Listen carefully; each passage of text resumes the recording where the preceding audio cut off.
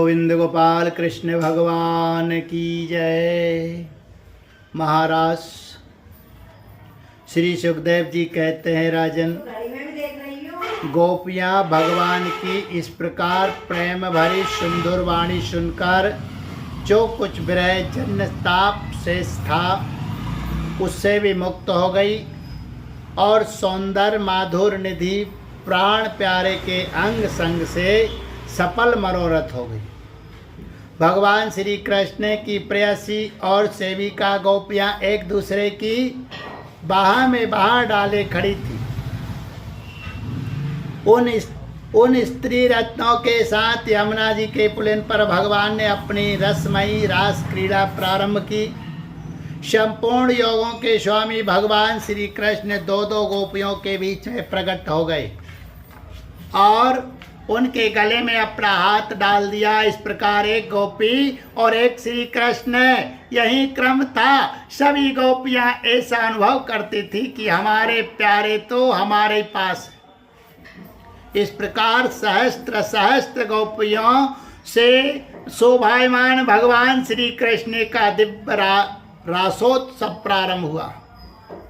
उस समय आकाश में सत्त सत्त विमानों की भीड़ लग गई। सत्त सत्त विमानों की भीड़ लग गई। सभी देवता अपनी अपनी पत्नियों के साथ वहां आ पहुंचे। रासोत्सव के दर्शन की लालसा से, उत्सुकता से उनका मन उनके बस में नहीं था। स्वर्ग की दिव्य दुंदुभियां अपने आप बज उठी। स्वर्गीय पुष्पों की वर्षा होने लगी। गंधर्व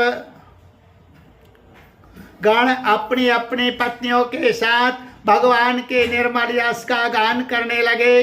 रास मंडल में सभी गोपियां अपने प्रियतम श्याम सुंदर के साथ नृत्य करने लगी। उनकी कलाइयों के कंगन, पैरों के पाजेब और करधनी के छोटे छोटे घुंघरू एक साथ बज उठे।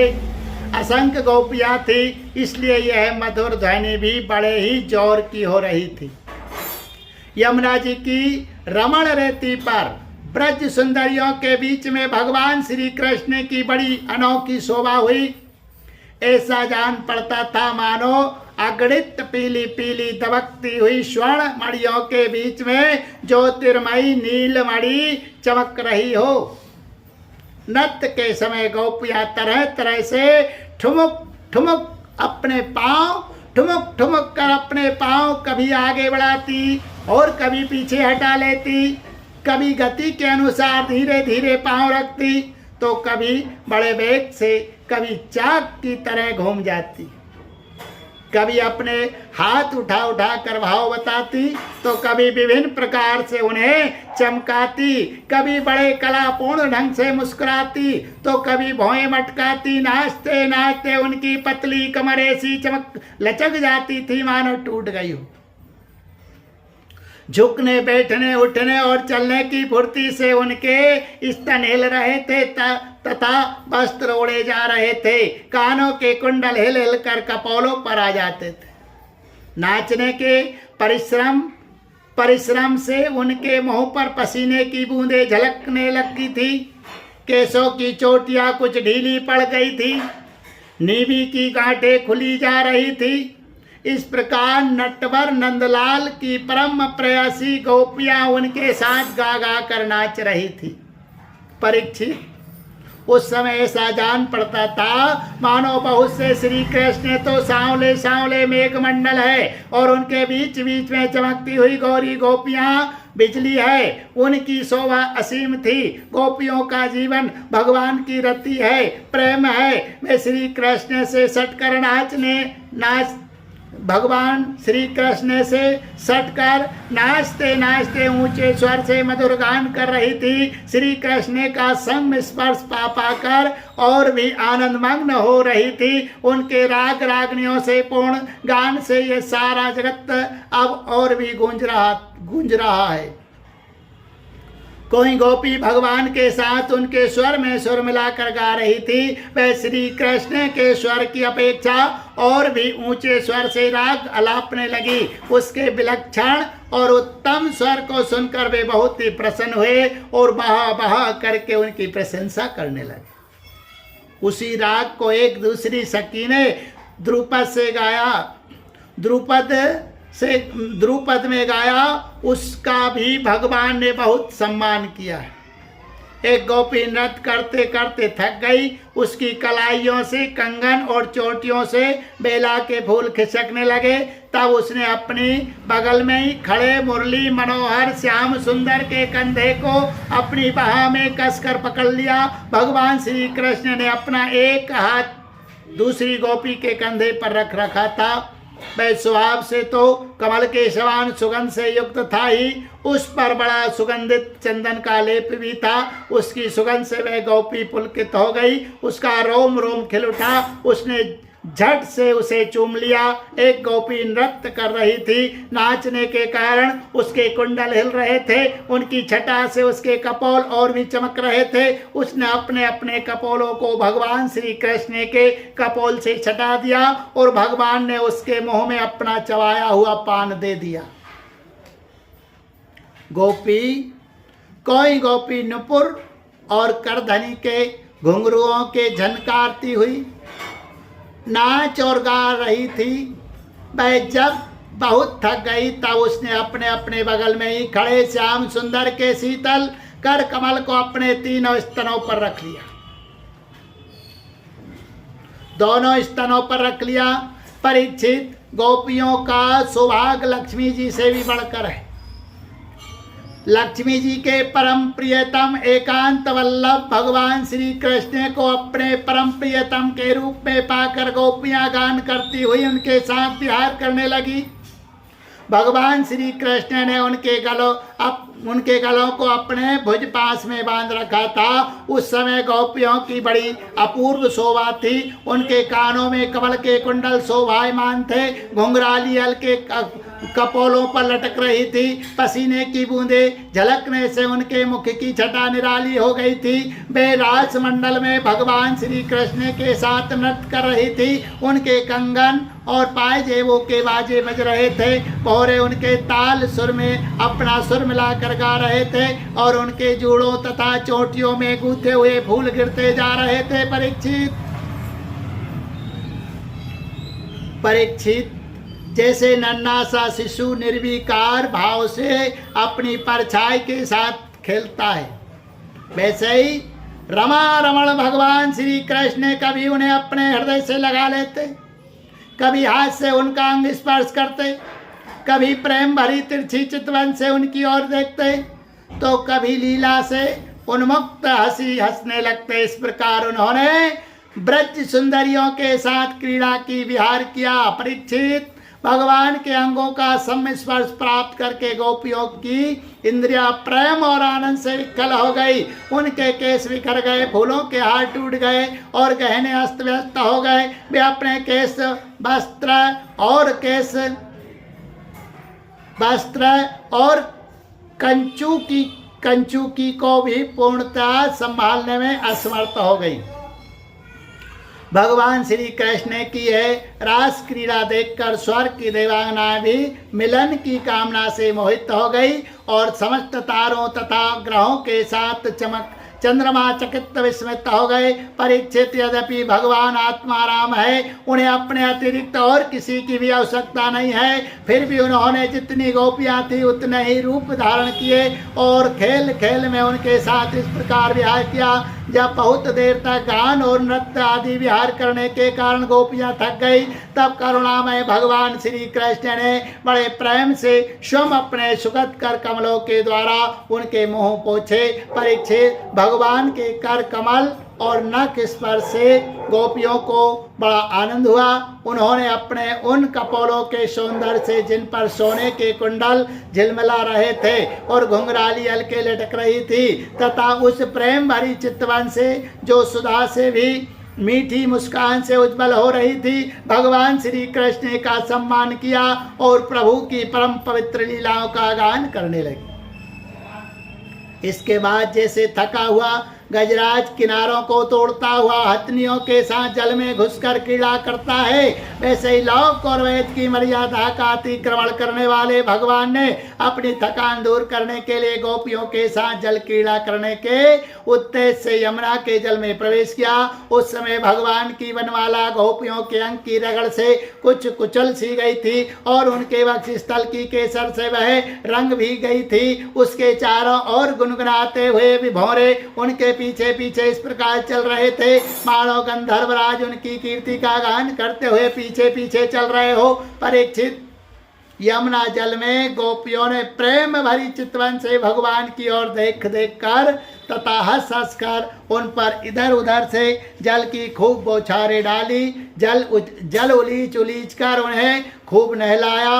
विमानों पर चढ़े हुए देवता पुष्पों की वर्षा करके उनकी स्तुति करने लगे। इस प्रकार यमुना जल में स्वयं आत्माराम भगवान श्री कृष्ण ने गजराज के समान जल विहार किया। इसके बाद भगवान श्री कृष्ण ब्रज युवतियों और भौरों की भीड़ से घिरे हुए यमुना तट के उपवन में गए।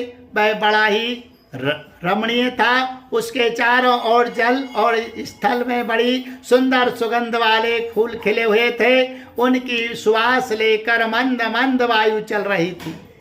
उसमें भगवान इस प्रकार विचरण करने लगे जैसे मदमत्त गजराज हथियों के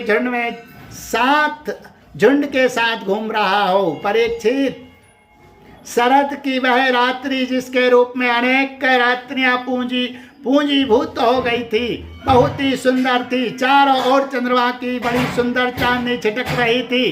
काव्यों में शरद ऋतु की जिन रस सामग्रियों का वर्णन मिलता है उन सभी से वह युक्त थी। उसमें भगवान श्री कृष्ण ने अपनी प्रेयसी गोपियों के साथ यमुना के पुलिन यमुना जी और उनके उपवन में विहार किया। वह बात स्मरण रखनी चाहिए कि भगवान सत्य संकल्प है। यह सब उनके चिन्मय संकल्प की ही चिन्मयी लीला है और उन्होंने इस लीला में काम भाव को, उसकी चेष्टाओं को तथा उसकी क्रिया को सर्वदा अपने अधीन कर रखा था। उन्हें अपने आप में कैद कर रखा था। राजा परीक्षित ने पूछा, भगवान श्री कृष्ण सारे जगत के एकमात्र स्वामी है। उन्होंने अपने अंश और श्री बलराम जी के सहित पूर्ण रूप में अवतार ग्रहण किया था। उनके अवतार का उद्देश्य यह था कि धर्म की स्थापना हो और अधर्म का नाश। ब्राह्मण में धर्म मर्यादा के बनाने वाले, उपदेश करने वाले और रक्षक थे और उन्होंने स्वयं धर्म के विपरीत परिस्थितियों का स्पर्श कैसे किया। मैं मानता हूँ कि भगवान श्री कृष्ण पूर्ण काम थे। उन्हें किसी भी वस्तु की कामना नहीं थी, फिर भी उन्होंने किस अभिप्राय से यह निंदनीय कर्म किया। परम ब्रह्मचारी मुनीश्वर, आप कृपा करके मेरा यह संदेह मिटाइए। श्री सुखदेव जी कहते हैं, शूर, अग्नि आदि ईश्वर समर्थ कभी कभी धर्म का उल्लंघन और साहस का काम करते देख जाते हैं, परंतु उन कामों से उन तेजस्वी पुरुषों को कोई दोष नहीं होता। देखो, अग्नि सब कुछ खा जाता है परंतु उन पदार्थों के दोष से लिप्त नहीं होता। जिन लोगों में ऐसी सामर्थ्य नहीं है उन्हें मन से भी वैसी बात कभी नहीं सोचनी चाहिए। शरीर से करना तो दूर रहा, यदि मूर्खतावश कोई ऐसा काम कर बैठे तो उसका नाश हो जाता है। भगवान शंकर ने हलाहल विष पी लिया था, दूसरा कोई पिए तो वह जलकर भस्म हो जाएगा। इसलिए इस प्रकार के जो शंकर आदि ईश्वर है, अपने अधिकार के अनुसार उनके वचन को ही सत्य मानना और उसी के अनुसार आचरण करना चाहिए। उनके आचरण का अनुकरण तो कहीं कहीं ही किया जाता है। इसलिए बुद्धिमान पुरुष को चाहिए कि उनका जो आचरण उनके उपदेश के अनुकूल हो, उसी को जीवन में उतारे। परीक्षित, वे सामर्थ्यवान पुरुष अहंकारहीन होते हैं। शुभ कर्म करने में उनका कोई सांसारिक स्वार्थ नहीं होता और अशुभ कर्म करने में अनर्थ नुकसान नहीं होता। वे स्वार्थ और अनर्थ से ऊपर उठे होते हैं। जब उन्हीं के संबंध में ऐसी बात है, तब तो पशु पक्षी मनुष्य देवता आदि समस्त चराचर जीवों के एकमात्र प्रभु सर्वेश्वर भगवान है। उनके साथ मानवीय शुभ और अशुभ का संभव कैसे जोड़ा जा सकता है। जिनके चरण कमलों के रज का सेवन करके भक्तजन तृप्त हो जाते हैं, उनके साथ योग प्राप्त करके उसके प्रभाव से योगी जन अपने सारे कर्म बंधन काट डालते हैं। और विचारशील ज्ञानी जन जिनके तत्व का विचार करके तत्व स्वरूप हो जाते हैं तथा समस्त कर्म बंधन से मुक्त होकर स्वच्छंद विचरते हैं, वे ही भगवान अपने भक्तों की इच्छा से अपना चिन्मय श्री विग्रह प्रकट करते हैं। तब भला उनमें कर्म बंधन की कल्पना ही कैसे हो सकती है। गोपियों के, उनके पतियों के और संपूर्ण शरीरधारियों के अंतःकरणों में जो आत्मा रूप से विराजमान है, जो सबके साक्षी और परमपति है, वही तो अपना दिव्य परमपति है, वही तो अपना दिव्य चिन्मय श्री विग्रह प्रकट करके यह लीला कर रहे हैं। भगवान जीवों पर कृपा करने के लिए ही अपने को मनुष्य रूप में प्रकट करते हैं और ऐसी लीलाएं करते हैं जिन्हें सुनकर जीव भगवत पारायण हो जाए। ब्रजवासी गोपों ने भगवान श्री कृष्ण के तनिक भी दोष नहीं दिया, नहीं कि तनिक भी दोष बुद्धि नहीं की। वे उनकी योग्य माया से मोहित होकर ऐसा समझ रहे थे कि हमारी पत्नियां हमारे पास ही है। ब्रह्मा की रात्रि के बराबर वह रात्रि बीत गई। ब्रह्मा मुहूर्त आया, यद्यपि गोपियों की इच्छा अपने घर लौटने की नहीं थी, फिर भी भगवान श्री कृष्ण की आज्ञा से वे अपने अपने घर चली गई, क्योंकि वे अपने प्रत्येक चेष्टा से, प्रत्येक संकल्प से केवल भगवान को ही प्रसन्न करना चाहती थी। परीक्षित, जो धीर पुरुष ब्रज युक्तियों के साथ भगवान श्री कृष्ण के इस चिन्मय रास विलास का श्रद्धा के साथ बार बार श्रवण और वर्णन करता है, उसे भगवान के चरणों में पराभक्ति की प्राप्ति होती है और वह बहुत ही शीघ्र अपने हृदय के रोग काम विकार से छुटकारा पा जाता है। उसका काम भाव सर्वदा के लिए नष्ट हो जाता है। बोलिए गोविंद गोपाल कृष्ण भगवान की।